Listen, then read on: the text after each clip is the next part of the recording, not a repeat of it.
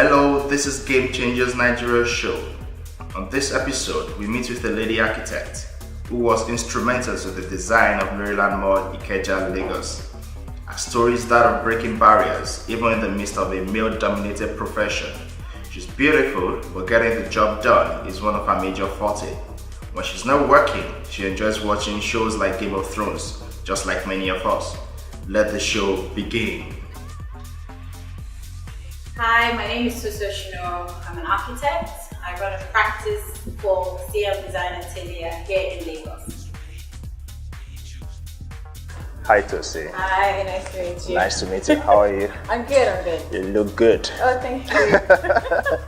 So you've done a couple of things. Yeah. For me at a very young age, and breaking barriers and stuff like that. So how did you get started? Well, I'm an architect. So Right. I studied architecture, Right. but I decided very early on that I wanted to be an architect. Right. About the age of 12, Wow. when my father was building a retirement home in Ikorodu. As you know, that generation, you would come to Lagos and then you go back home. Mm-hmm. That kind of home. Right. And I was the only person who was interested in the floor plans, and I had excelled at fine arts in school, and I was doing technical drawing, so it was just an obvious kind of translation. I want to be an architect. Right. I wasn't the only person who wanted to do this, but very few people ended up. There's myself and someone else in school, but I'm the only one who's actually finished Okay. properly as an architect. Right. From Queen's College in my set. So that's really where it started from. It's been a long journey. It's a very long course. 6 years. Wow. Yeah, at 2 degrees, you do first degree and second degree. Right. What schools did you go? Okay, secondary school, Queen's College. Right. Yaba. University, although I went to the UK, I did A-levels at a school called Asheville College, and then I went to university. I did my first degree at Kingston University. Okay. And then I wasn't sure I wanted to be an architect, so I did architecture first degree there. And then I decided, let me take some time out. I worked for a year in a local practice in Richmond. Right. And then I went and I did a master's in urban design at Bartlett School. And I did that really because I felt when I left Nigeria, because I was a boarder and then I was a bit of a day girl, but I had a very sheltered childhood. And I remember when I got to my A-levels, people ask you where you're from, and I couldn't answer a lot of questions. I was very aware that I had missing gaps of knowledge. And when I even did architecture, I started to realize when I came home, why do certain things not work properly? Why is there some housing in Saleko? The gap between the house here and here is like 1 meter. So close. So I started to question things, but I didn't really understand why. And that was why I did the master's in urban design.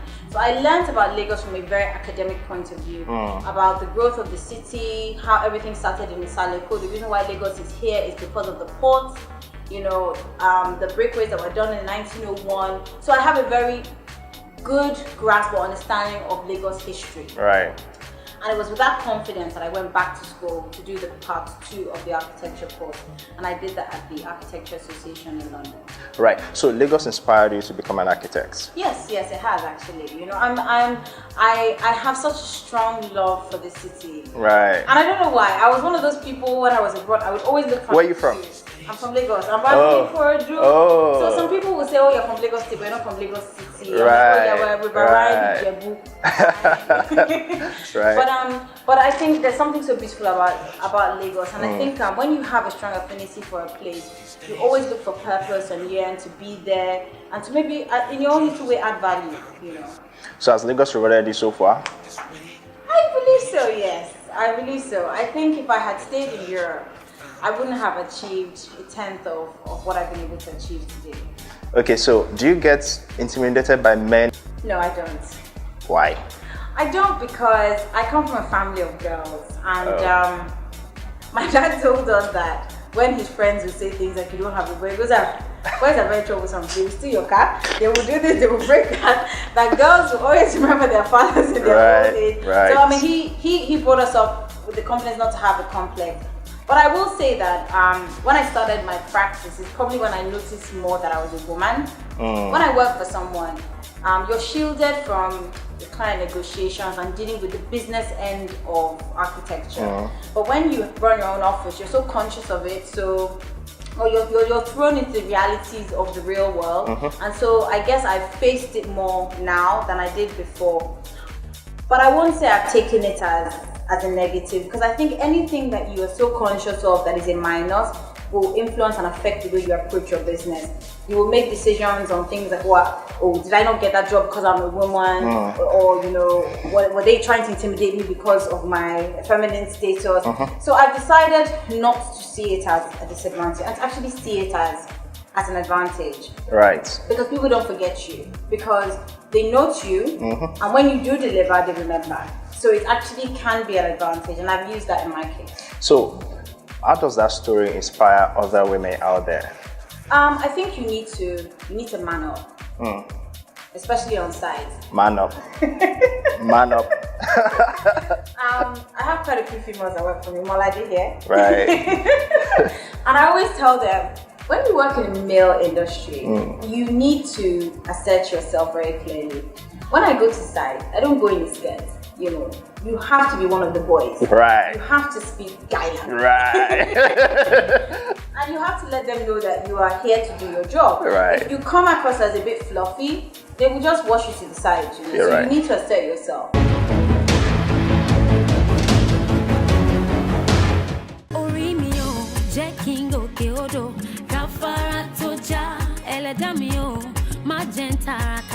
Make my soup, Orimio, Jackingo, Keodo, Kafara Toja.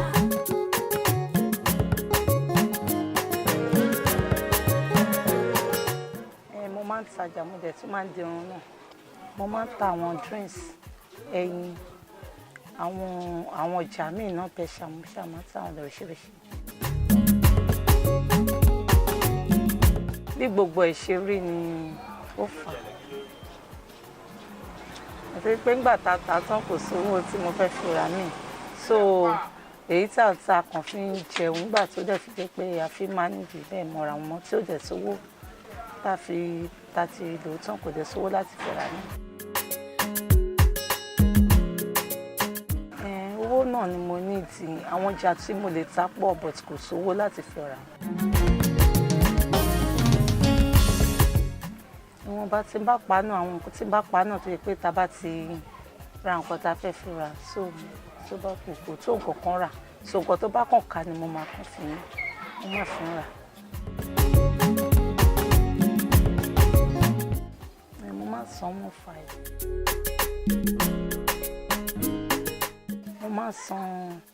Mo máa san NEPA, mo máa san lock of shop, mo máa san permit. Mo dẹ̀ máa ń san extension. Àwọn ọmọ mi wà school àwọn kan wà secondary school àwọn kan wà primary. Mo ní ọkọ̀ but iṣẹ́ wọn yóò kù díẹ̀ káàtó àwọn náà àjọ máa ń yí mọ́.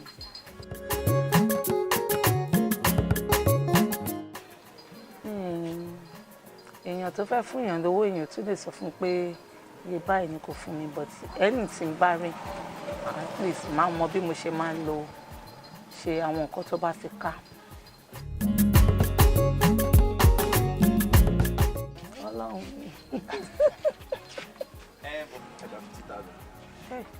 Jésù ṣé fún mi ní sà ẹ fún mi lórúkọ Jésù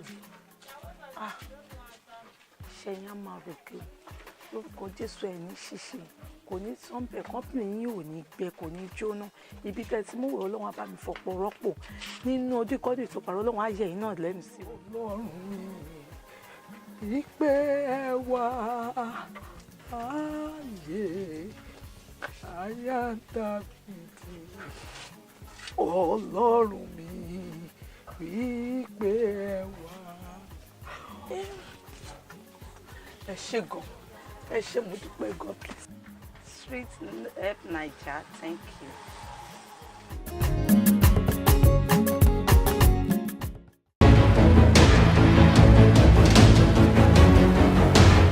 The Maryland Mall.